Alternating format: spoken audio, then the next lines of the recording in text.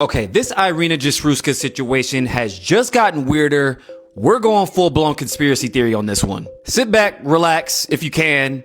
We're going down the rabbit hole. Now, there's some new audio that just leaked from the killer, Day Carlos Brown Jr., speaking to his sister about this whole situation. Did what? The material, feel like the material used in my body is that place.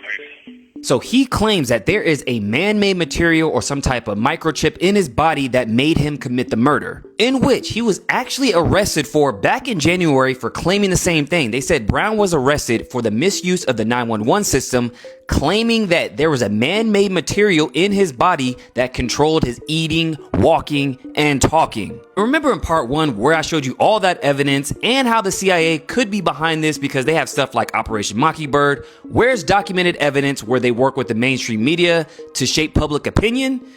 Well, that's just the beginning. Can anybody tell me why the same thing happened back in 2017 where a shooter went to the Fort Lauderdale airport, killed 5 people, and said the government was controlling his mind? And this was done by Iraq War veteran Esteban Santiago Ruiz, who's now sitting in prison for life. Gets even weirder. So they said the shooting lasted about 70 to 80 seconds. They said he purchased the gun legally and the gun was in his checked luggage.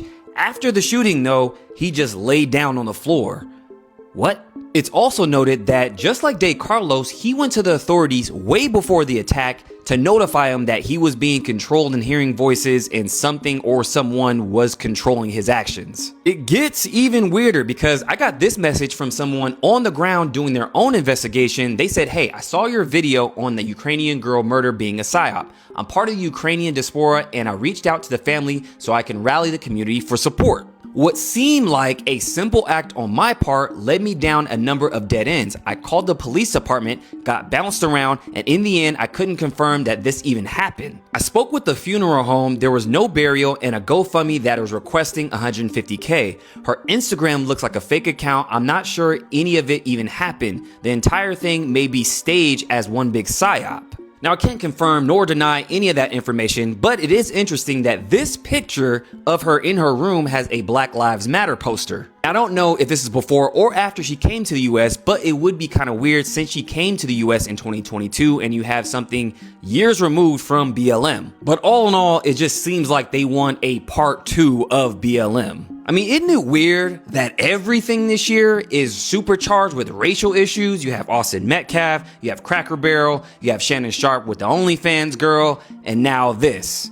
Are we seeing a pattern yet? Make sure you guys get into my Telegram, link in bio. I'm gonna drop more information on this, but let me know what you guys think below.